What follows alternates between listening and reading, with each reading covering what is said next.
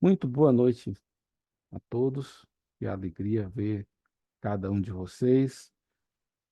E esta é a penúltima exposição desse projeto da dispensa do Horácio. Parecia que levaria muito tempo no início, mas já estamos quase no final, né? E trago hoje aqui alguns pensamentos de como pensar na Bíblia, quando a Bíblia nos apresenta verdades que parecem contraditórias. E eu vou mostrar que há vários pares de verdade que a Bíblia apresenta que uma certa leitura pode parecer contraditório, veremos que de fato são complementares, né? Mas que por vezes geram debates, geram maneiras de pensar diferentes. Vou então aqui compartilhar o material e aproveito para enfatizar que essa é a versão não revisada dos slides. Eu pretendo, nos próximos dias, produzir a versão mais bonita, mais atraente e revisada, tá? Mas o que temos aqui já é suficiente para a gente começar. Beleza aí? Então, hoje é a oitava aula. Total original previsto eram de 10, mas eu fiquei doente aí no meio do caminho, perdi uma data. De qualquer forma, oitava aula do projeto, do que eu tenho guardado. E está ali nossa setinha indicadora, né? Já está ali na última linha, hoje, dia 4 de junho. E se tudo correr conforme previmos, dia 18, daqui a 2 semanas, encerraremos então o projeto. Estou pensando em produzir uma versão escrita desse material. E quem sabe o Maurício e outros, mais adiante, se acharem que vale a pena, posso produzir uma versão em inglês para abrir os horizontes, né? Mas então, imagino que vocês estão visualizando aí com clareza os slides, né? Qualquer coisa me avise. Na última aula, eu apresentei um conjunto de princípios de interpretação da Bíblia que eu reputo baseados na própria Bíblia. Falamos da inspiração das Escrituras, contei a história do Jeremias, como é que o livro foi produzido. Deus entregou palavra, mandou Jeremias escrever num rolo, e outras passagens mais. Então, falamos da inspiração das Escrituras, isso é o decorrente disso, a inerrância. A partir de uma palavra de Jesus, nós expusemos a questão da preservação, em especial a preservação do texto do Novo Testamento. Eu mencionei a obra do Dr. Gilberto Pickering. Para esse tema exato, talvez seja a melhor do mundo, talvez, que a palavra de Deus tem validade atemporal. Enfatizamos que a Bíblia nada se acrescenta, nada se retira, e que a doutrina bíblica é tudo que a Bíblia diz sobre alguma coisa, né? Então, é a Bíblia explicando a Bíblia, de certa forma. Vocês reparam que aí tem parte um, o que provavelmente eu encerrarei na próxima aula, com um outro subconjunto, que seria a parte 2. Mas hoje, então, temos um outro tema que é correlato, mas eu digo que esse tema de hoje ele tem validade em si mesmo, ele encaixa no nosso contexto, mas ele se sustenta sozinho pela relevância dele, né? Então, hoje, a mente de Cristo é o título, e a proposta é aprendendo a pensar sobre as Escrituras como Jesus pensa. Então, no primeiro tópico aqui, vamos ler algumas passagens que nos mostram que a mente de Deus, que a maneira de pensar de Deus é muito acima da nossa. Que o nosso acesso às verdades que ocupam, que funcionam na mente de Deus, nós temos acesso a elas por revelação. E o exemplo disso está lá em Cristo crucificado, que é uma verdade eterna, poderosa, transformadora, mas que para o homem apenas racional, apenas lógico, e o exemplo disso no Novo Testamento são os gregos, os filósofos por excelência, os argumentadores por formação, e Cristo crucificado, nós vamos explorar isso como exemplo em que mostra que a, a mentalidade de Deus está acima e fora do alcance desse arrazoado apenas humano. Pretendo apresentar duas listas de verdades paradoxais, que parecem contraditórias, e, em certo sentido, talvez sejam verdades paradoxais nas Escrituras, e quero mostrar que talvez não fossem verdades, seriam realidades paradoxais na natureza. Depois, como lidar com isso? E aí vamos ver como Jesus, Pedro e Paulo fizeram e tirar algumas conclusões. O caminho para crescer no entendimento está no tópico 4, que é a mente de Cristo. E aí eu vou explorar um texto muito, muito interessante, muito profundo, em que compara a maneira de pensar, a capacidade de discernir do homem natural, dominado pela alma, e a lógica vai ali, a lógica é uma faculdade da alma, que a alma inclui a mente, e versus em oposição ao homem espiritual que discerne tudo. E um texto interessante que eu vou ler, está num Salmo, está no item 3, eu até não falei, mas eu já estou no item 4, é que Deus ele coloca a palavra dele acima do próprio nome. Isso tem implicações muito fortes. E afinal, quando Paulo fala da renovação da mente em Romanos 12, ele está falando exatamente de um processo de desprogramar a nossa maneira de pensar para que possamos ter a cabeça reprogramada com a maneira de pensar que é a mente de Cristo. Então, esse é o mapa da mina de hoje, nosso roteiro, e já vamos aqui direto ao primeiro texto, Isaías 55, 8 e 9. Texto lindo, clássico, porque os meus pensamentos não são os vossos pensamentos, nem os vossos caminhos, os meus caminhos, diz o Senhor. Que assim como os céus são mais altos do que a terra, assim são os meus caminhos mais altos do que os vossos caminhos, e os meus pensamentos mais altos do que os vossos pensamentos. Eu fui estudar a palavra pensamentos aí, no texto original hebraico, e esse vocábulo, ele inclui pensamentos no sentido em que estamos habituados, ideias, conceitos, mas também inclui o uso dessas ideias e conceitos num processo criativo e também quando usamos essas ideias e conceitos para fazer planos, para, digamos, na cabeça do engenheiro, usar as ideias e conceitos para desenhar um projeto. E, por exemplo, em Gênesis 6:5, essa mesma palavra que eu destaquei aí como pensamentos em Isaías 55, fala que naquela época de Noé, toda a imaginação dos pensamentos da humanidade era errada, ruim, do princípio ao fim. Então, já vemos assim que pensamentos aqui abarca ideias, conceitos e os raciocínios, tanto de criar ou inovar, ou de planejar, que podem ser feitos a partir das ideias e dos conhecimentos ali. Aplicando, então.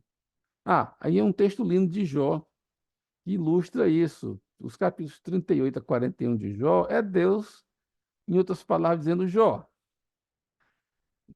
não dá para ter essa conversa, Jó. Quando eu estava criando o mundo, lançando os fundamentos da terra, onde é que você estava?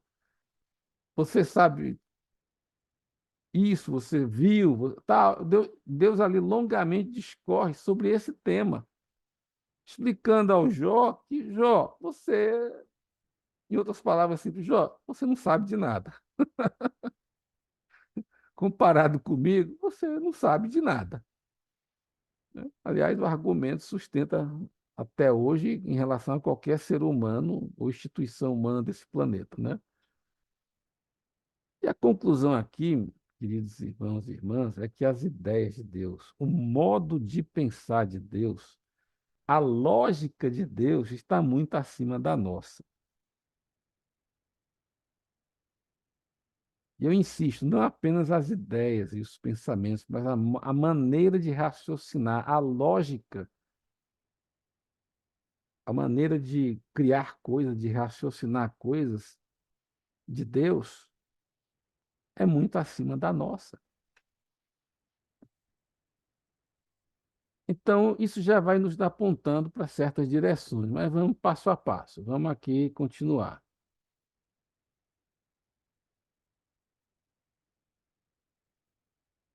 Até como decorrência desse fato descrito em Isaías e no livro de Jó e em inúmeras outras passagens da Bíblia, eu escolhi duas que me parecem bem claras, mas há várias outras. Deuteronômio 29 e 29. As coisas encobertas pertencem ao Senhor nosso Deus, porém as reveladas nos pertencem a nós e a nossos filhos para sempre, para que cumpramos todas as palavras desta lei.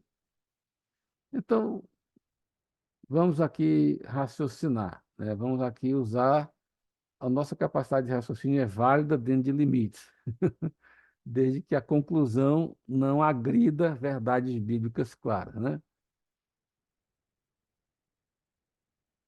Jesus é a verdade, a palavra de Deus é verdade, portanto, somente temos acesso às verdades de Deus mediante revelação. Por isso que em Lucas 24, 44, Jesus abriu o entendimento dos apóstolos para que eles pudessem entender as Escrituras. Aqueles homens sabiam ler e sabiam raciocinar, mas a capacidade de ler e de raciocinar no nível do homem natural eram insuficientes para que eles compreendessem de fato as Escrituras. Então, Jesus, creio ali que foi uma espécie de iluminação temporária pelo Espírito Santo até que o Consolador viesse plenamente em Pentecostes, mas Jesus precisou, de forma sobrenatural, abrir o entendimento deles. Volto a dizer, eles sabiam ler, e como eram judeus, eles liam a Bíblia em hebraico, não precisavam de dicionário, porque era a língua deles, e sabiam raciocinar. Mesmo assim, Jesus precisou iluminá-lo, né? E a passagem também paralela, interessante, Mateus 11, 25 a 27, Jesus disse: Graças te dou, ó Pai, porque ocultaste estas coisas aos sábios entendidos e as revelaste aos pequeninos. Que coisas Jesus está falando? Nesse caso, eu penso que as coisas que Deus ocultou a uns e revelou a outros é o conhecimento dele. E em seguida, Jesus disse: Porque ninguém conhece o filho senão o Pai, e ninguém conhece o Pai a não ser o filho e aquele a quem o filho o quiser revelar.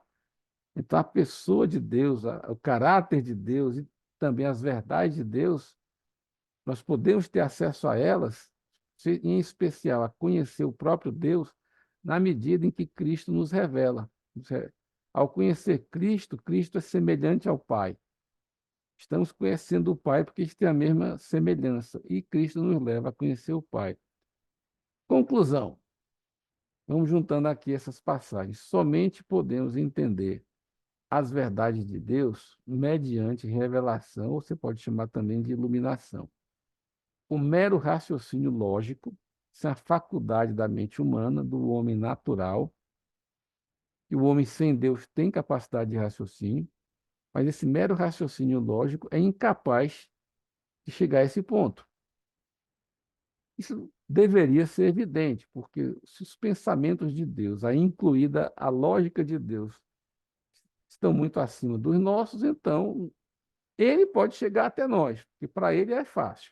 mas nós chegarmos até ele só quando ele, de certa forma, nos, pela sua graça, nos leva até lá em alguma medida, né?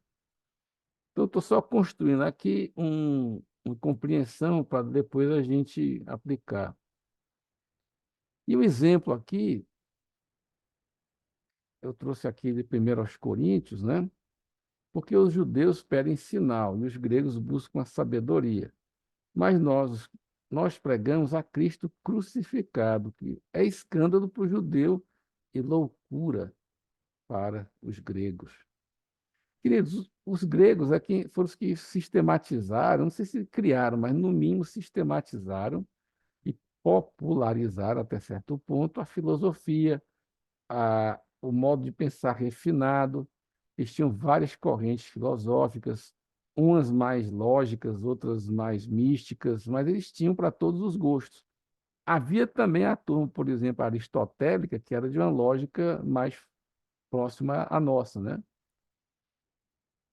Socráticos, aristotélicos, estoicos. Eu não sou especialista, mas eu tenho alguma noção de que havia toda forma de raciocínio entre os gregos. Só que Cristo crucificado, eles não entendiam.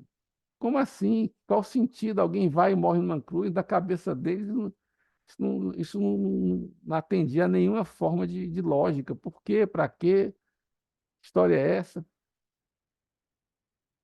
E se vocês lerem com atenção os capítulos iniciais de 1 Coríntios, Paulo tem momentos que ele quase que zomba dos filósofos, né? Onde está o escriba, o inquiridor desse século? Deus não tornou louca a sabedoria desse mundo e tal.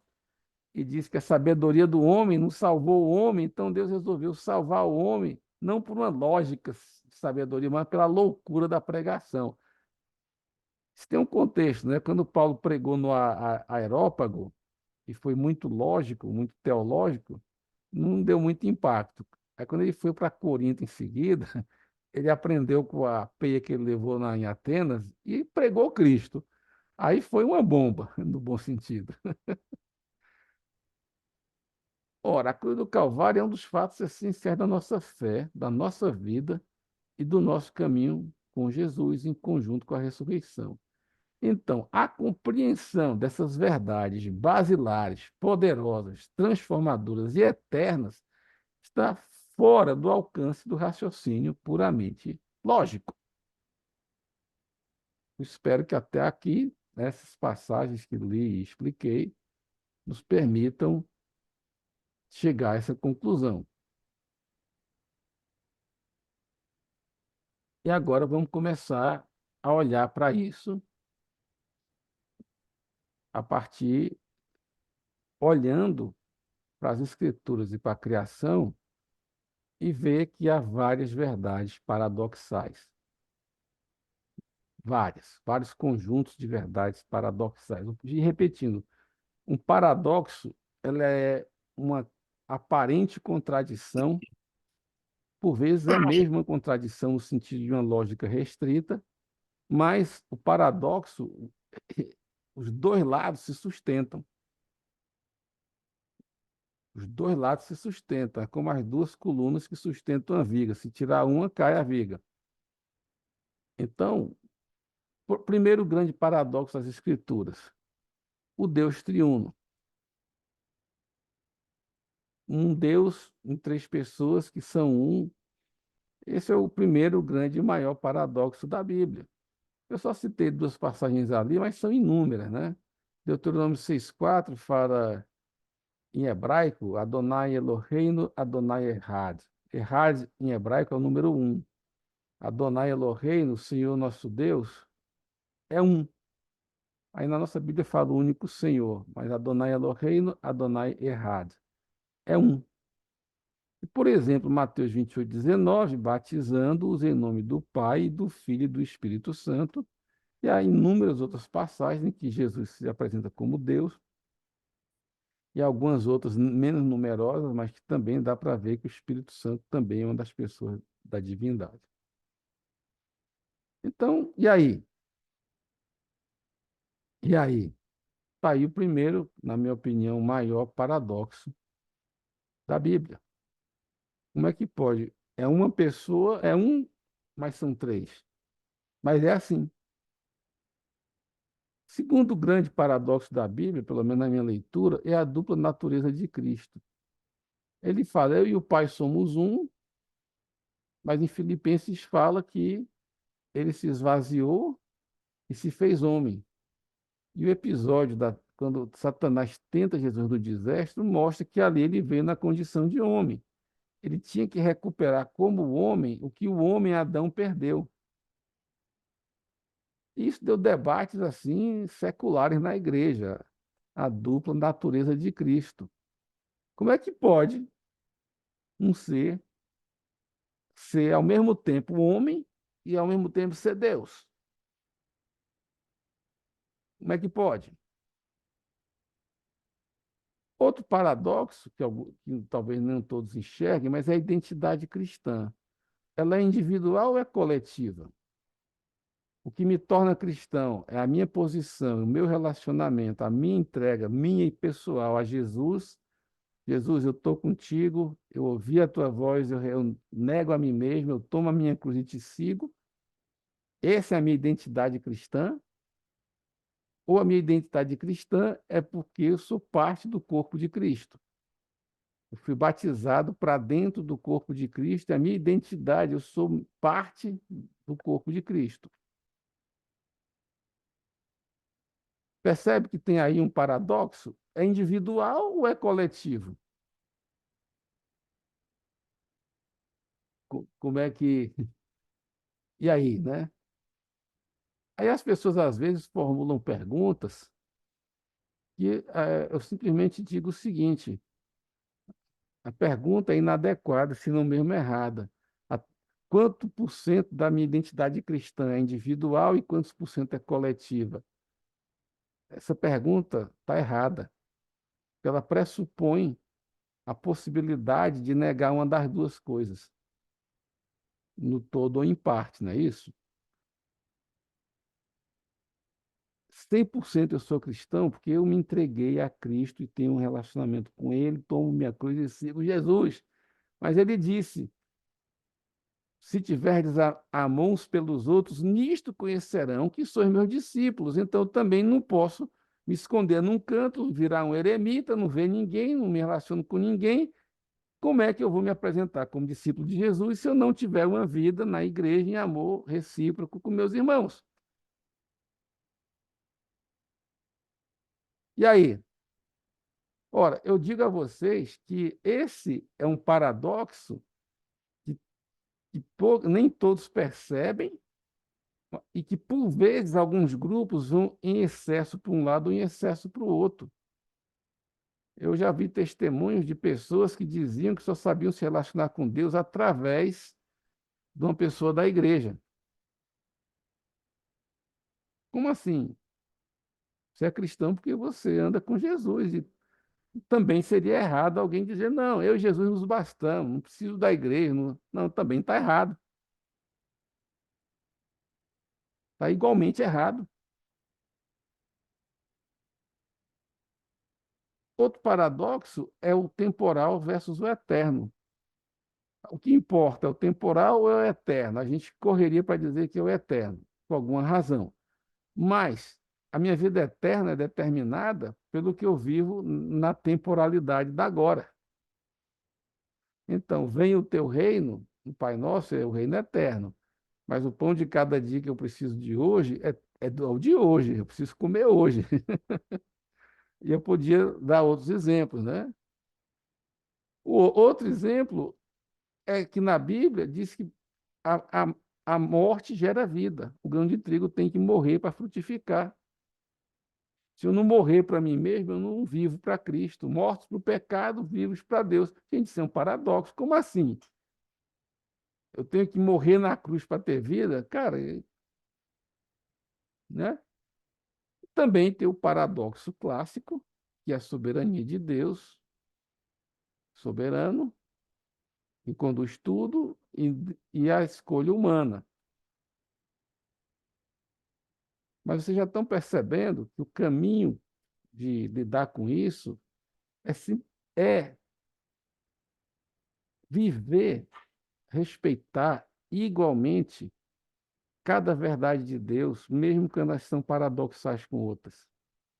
Nunca usar uma verdade de Deus para tentar enfraquecer ou anular outra verdade igualmente de Deus.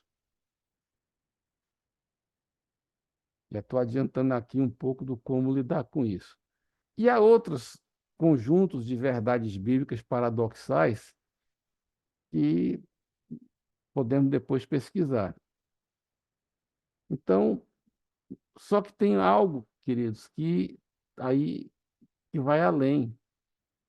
Esse princípio de forças ou verdades paradoxais, eles são identificados objetivamente no estudo da física.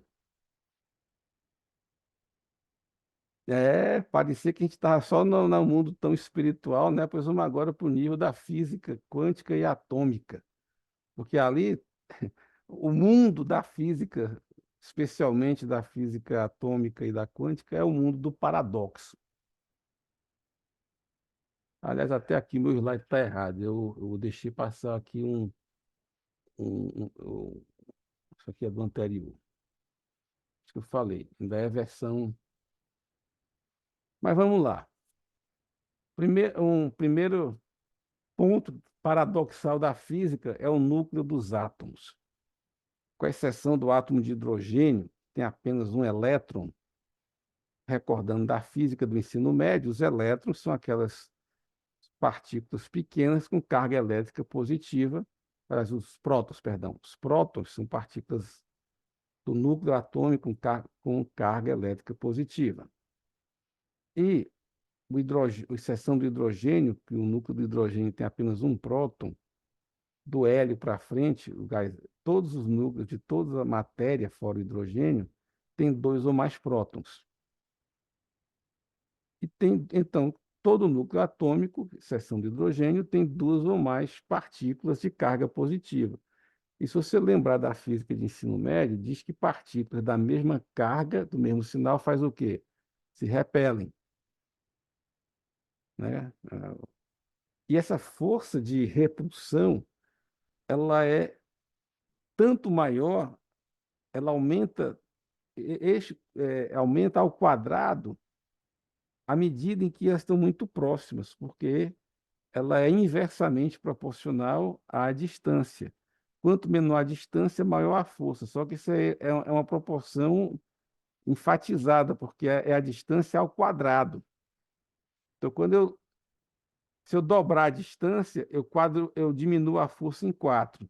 Mas se eu diminuo a distância pela metade, eu aumentei a força de repulsão em 4. Imagine numa distância submicroscópica. Essa força de repulsão entre os prótons, ela é explosiva. E aí, por que que os átomos não explodem? Porque há um paradoxo. Há uma força que os cientistas teorizam sobre ela, chamam de força forte de coesão. Eles não conseguem medir essa força, mas eles supõem que atua. Por quê? Porque é a única explicação para o átomo não explodir, para o núcleo atômico não explodir. Então, o núcleo atômico, a matéria, ela é estável porque ela está submetida a duas forças altíssimas, fortíssimas, paradoxais e, pasmem, iguais. Porque se a força de coesão fosse maior do que a de repulsão, o átomo implodiria.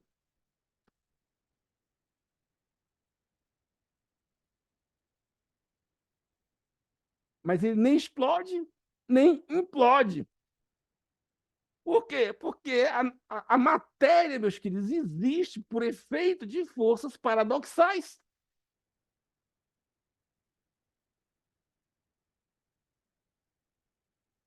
Mas não para aí.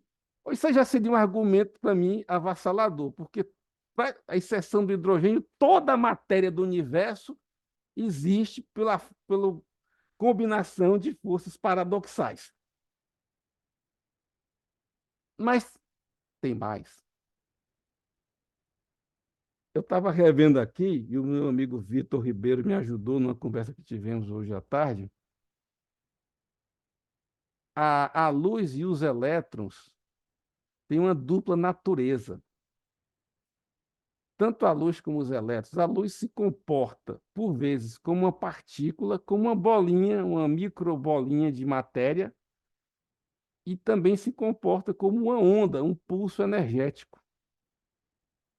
A luz tem uma dupla natureza. Teoricamente, isso deveria ser impossível.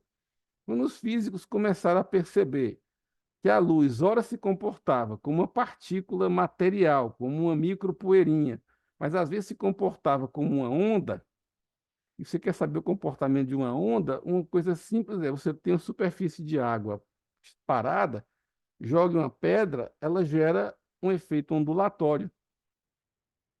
Ali não é a água se deslocando, a água não formou uma correnteza, mas um pulso energético foi gerado e ele vai com picos e vales, ele sobe e desce, sobe e desce.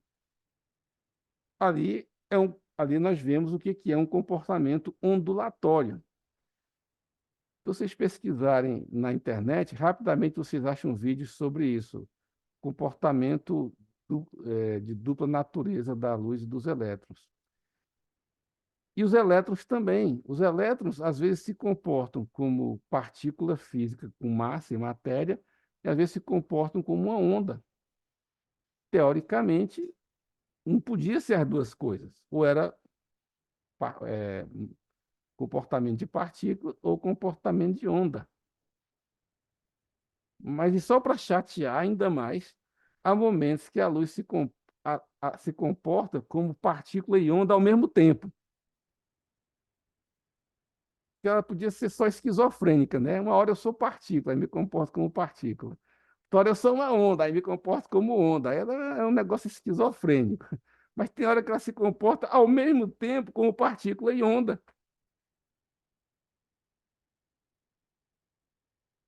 Qual foi o primeiro elemento da criação de Deus em Gênesis 1? Haja luz. O primeiro elemento da criação é de natureza dupla, paradoxal. E dá para fazer uma analogia linda, tremenda com Jesus. Jesus tem uma dupla natureza humana e divina, assim como a luz tem uma dupla natureza de partícula e de onda. Essa você dificilmente vai ler em manual de teologia, viu?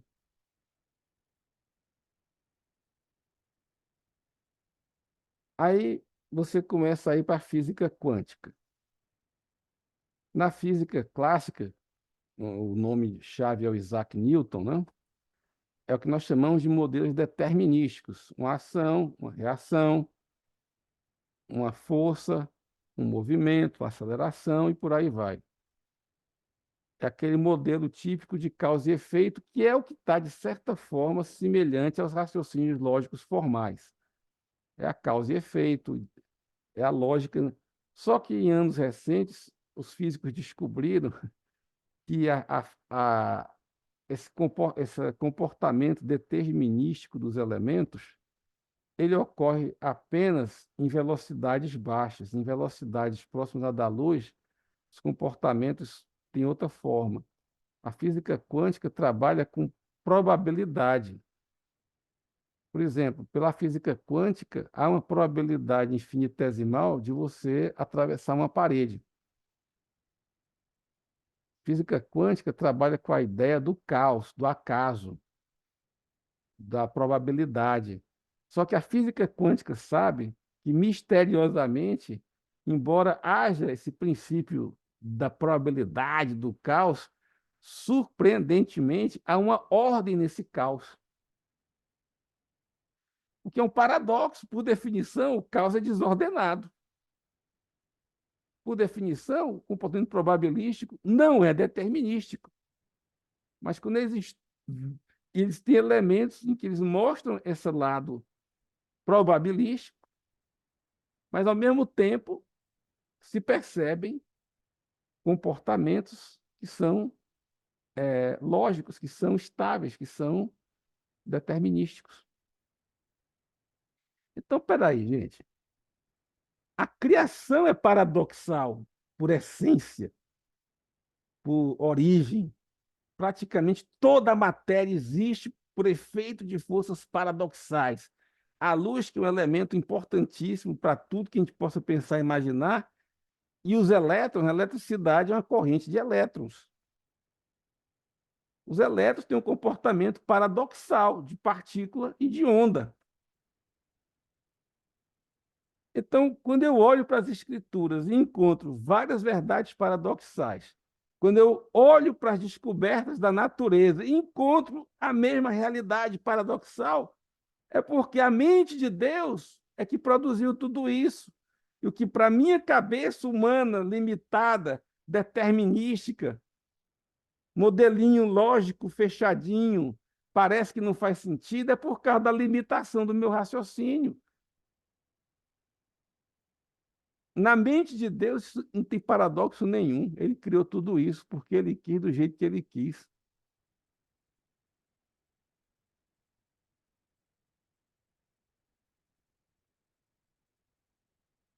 Mais um passo. Algumas conclusões aqui, né? Eu já antecipei na minha empolgação há momentos atrás. Os paradoxos fazem parte da criação. Seria tolice querer lidar com a matéria criada sem reconhecer, respeitar que existem as forças e os comportamentos paradoxais. Eu vou até acrescentar aqui no meu slide, forças e comportamentos paradoxais.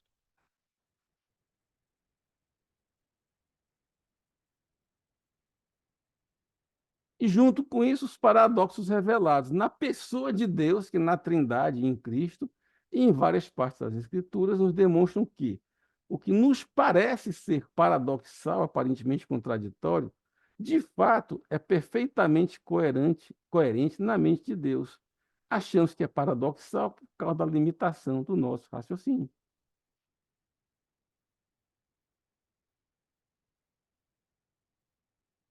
E como lidar com isso?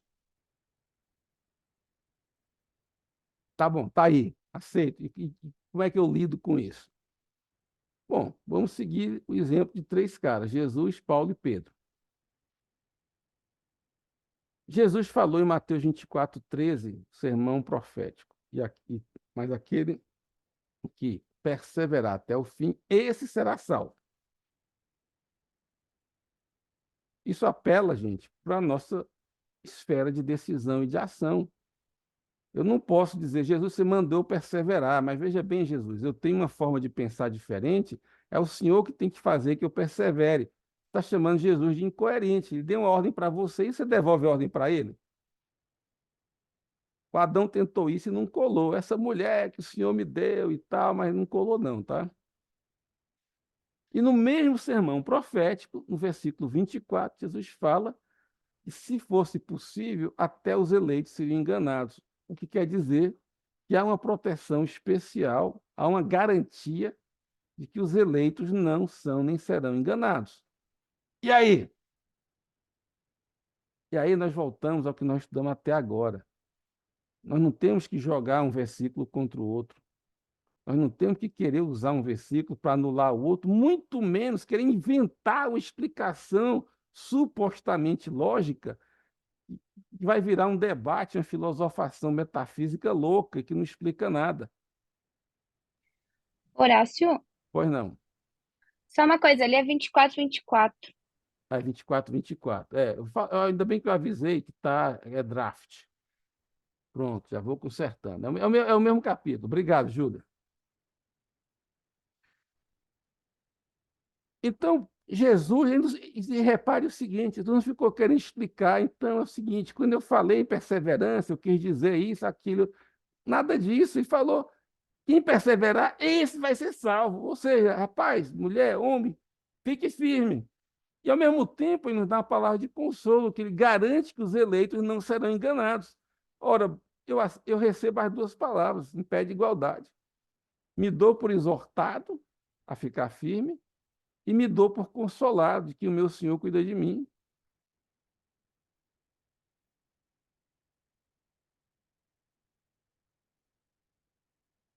Uma vez me perguntaram, Horácio, quantos por cento do arrependimento é ação humana e quantos por cento é graça de Deus? Eu falei, a pergunta está errada. Eu não respondo pergunta errada.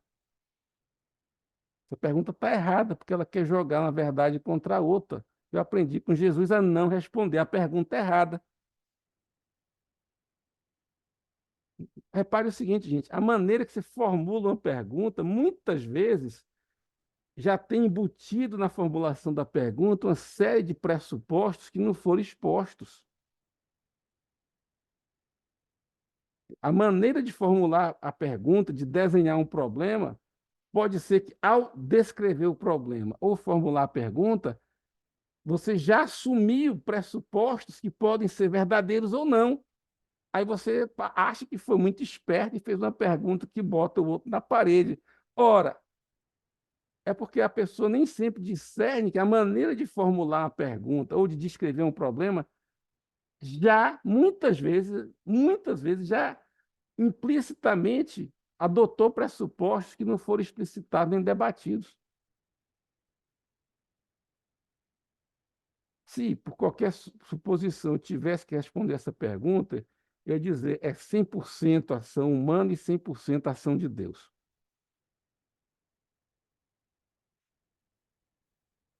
Mas eu prefiro dizer, essa pergunta está errada. Ela está jogando uma verdade bíblica contra a outra. E quando Jesus viu os fariseus fazerem isso, ele bateu nos caras. Quando eles diziam, olha, você, o dinheiro, o recurso que você ia usar para honrar seu pai e sua mãe, você diz que é corbã, é oferta ao Senhor. Comentei isso algumas aulas atrás. Então, se você. E Deus é mais importante que seu pai e sua mãe. Então, se você dedicar a Deus, oferta ao Senhor, corbã, isso está na lei de Deus, está escrito. Então, o que você vai dar para Deus como corbã, oferta, você não precisa fazer nada pelo seu pai e na sua mãe. E Jesus bateu neles porque eles usaram um versículo bíblico para anular outro. Jesus bateu neles, disse: vocês anulam o mandamento de Deus por causa dessa maneira de vocês pensarem. É porque na época de Jesus não tinha a palavra teologia. Senão eu acho que ele teria dito: vocês anulam a palavra de Deus por causa da teologia de vocês. Se você lê Paulo em várias cartas dele, você vê os dois lados. O Colossenses 3:1, ressuscitados com Cristo, isso é totalmente ação e graça de Deus. Mas no mesmo capítulo 3:8 ele fala: despojai-vos da mentira, do pecado, e vai uma lista. Em Efésios 1, ele fala que Deus vai levar tudo soberanamente a Cristo. Mas você vai para Efésios 4, é o mesmo princípio: pare com isso, faça aquilo. Paulo, o tempo todo nas cartas dele, trabalha com as duas verdades e ele nunca se preocupa de jogar uma contra a outra e sacar uma explicação.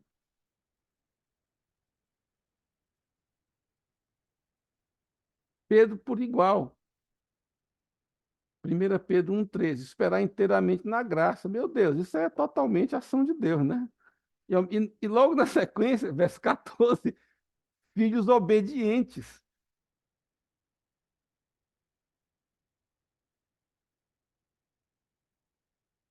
Então, se Jesus, Pedro e Paulo lidaram com verdades paradoxais, segundo a mente de Deus, revelada em Cristo, nas Escrituras e na criação, aceitando a verdade contida em cada parte do suposto paradoxo, sem usar uma parte para anular a outra, nem se perder em debates inúteis.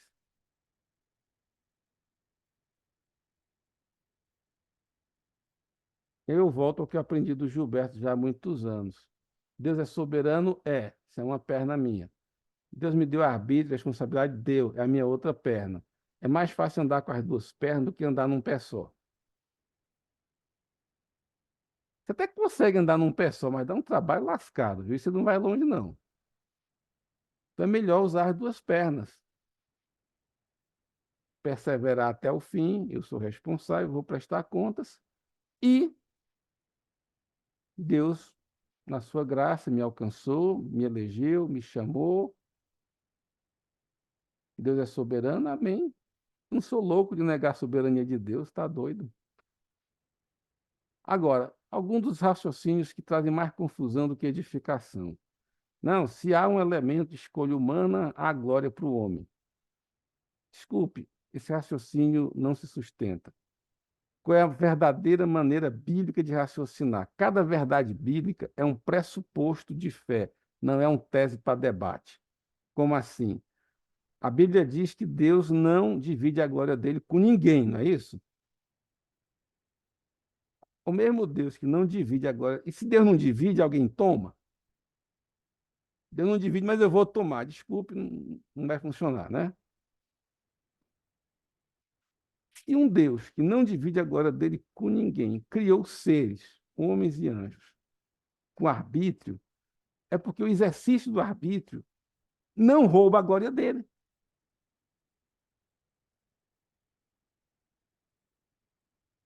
E se o exercício do arbítrio representasse uma tomada indevida da glória de Deus, Deus não criaria, porque Deus não é esquizofrênico, Deus não tem dupla personalidade. O Deus que não divide a glória dele e, portanto, ninguém toma, porque ele é Deus, ele criou seres com arbítrio. Então, os seres com arbítrio, ao exercer o seu arbítrio, eles não tomam para si a glória de Deus. Esse é o raciocínio.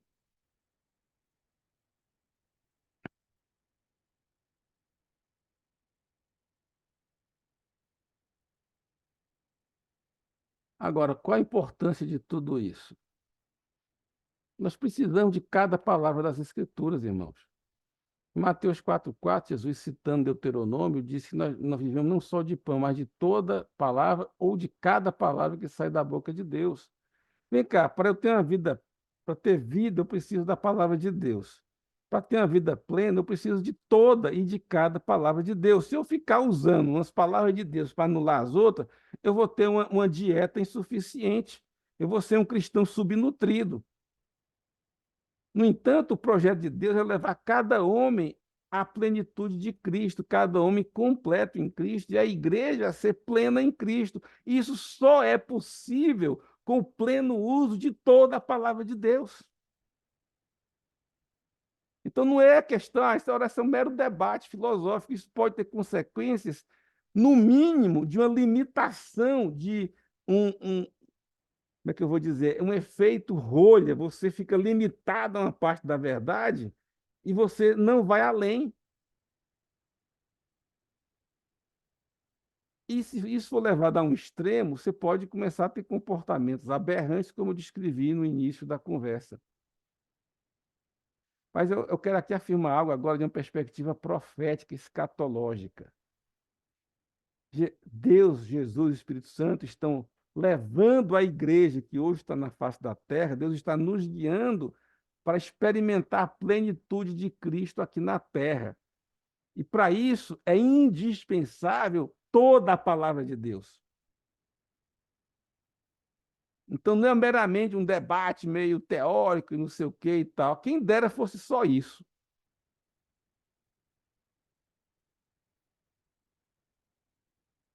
E outro texto que eu trago aqui é o Salmo 138, 2. Se você ler esse versículo, na parte final dele, diz assim: que Deus colocou a palavra dele acima do nome dele. Na Bíblia, o nome de Deus é intercambiável com a pessoa de Deus. Deus é o nome dele é Deus em termos assim de representatividade, e Deus colocou a palavra dele, e ali podemos claramente entender a escritura, acima do próprio nome. Eu não consigo conceber uma afirmação mais contundente e absoluta do que essa. Onde eu quero chegar com isso? Deus se compromete e honra a escritura que ele inspirou. Deus não está comprometido nem assina embaixo de pacotes teológicos predeterminados.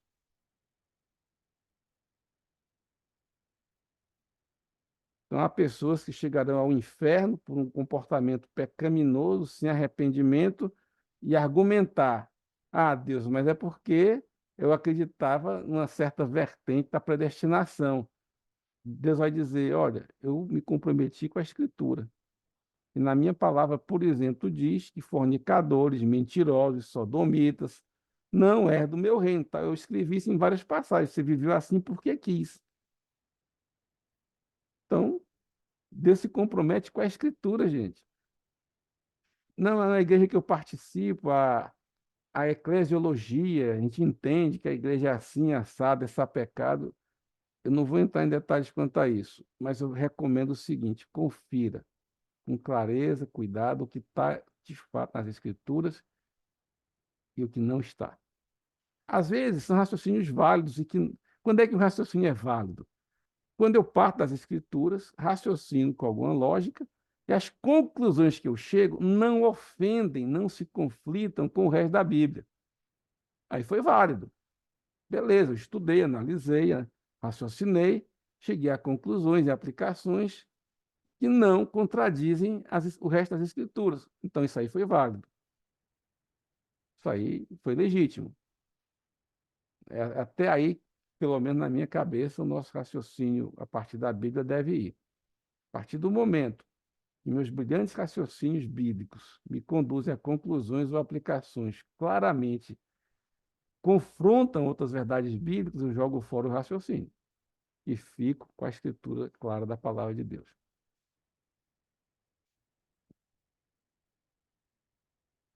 Aqui, irmãos, estou aproximando do último tópico.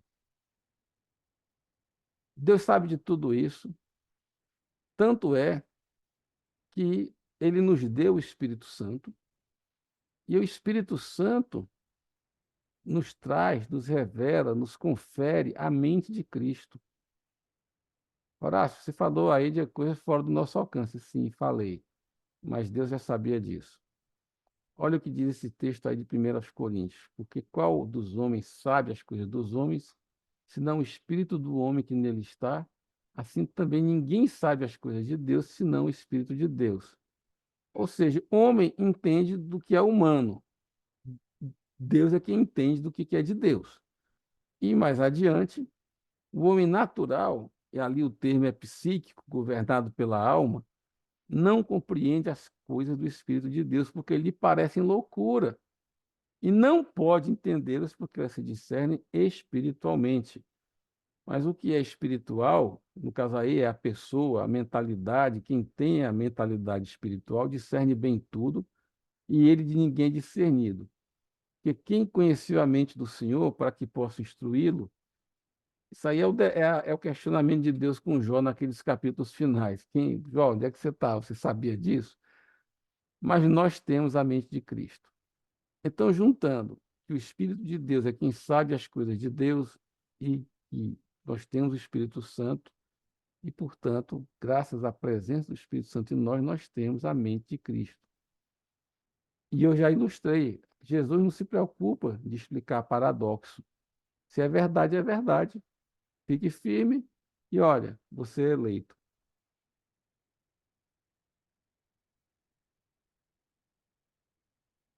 E aqui é uma conclusão que eu já enfatizei: a mera lógica formal não é parte da mente de Deus. Gente, Deus não tem a mente nem determinística, nem lógica, nem cartesiana, nem nada que nós possamos descrever em termos humanos. A mente dele, os pensamentos dele estão muito, muito, muito acima dos nossos.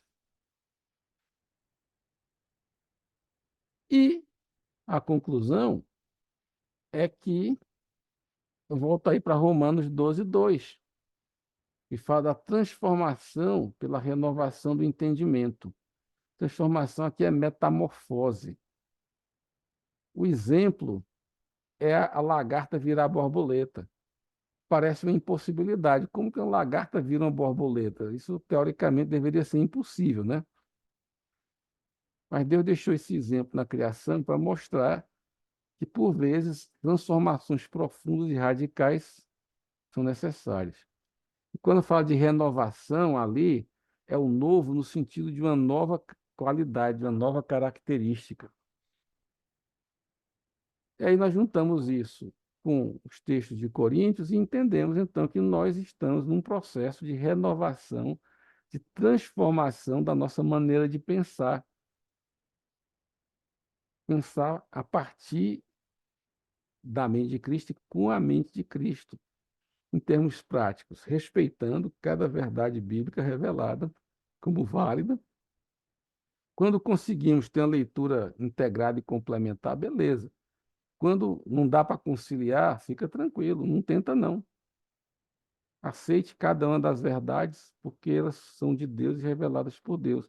E volto a dizer, até a criação, a estabilidade da matéria criada depende de forças paradoxais e a maior parte dos elementos da matéria, como os elétrons e o núcleo atômico e a luz, se comporta de maneira paradoxal. Deveria ser impossível um elemento ao mesmo tempo ter comportamento de partícula e de onda. Só que é possível. Por quê? Porque acontece. Aí a sua física que se vire. O fato é que acontece. Se a teorização da física não consegue explicar isso, o problema é da teorização. Por quê? Porque a realidade está aí. Eles se comportam assim. Ponto. E é o que eu vejo. Eu vejo um Deus soberano e vejo que todo dia eu faço escolha. Então, tá aí. Abraço a verdade de Deus na sua totalidade e não me meto a querer orgulhosamente dissecar a mente do Criador. Desculpa, ninguém consegue isso. E aqui chego, então, ao término dessa exposição. Próximo, provavelmente, o último encontro no dia 18. E encerro aqui também a. Vou encerrar a gravação, vou parar de compartilhar aqui. O Vitor colocou uma explicação legal aqui.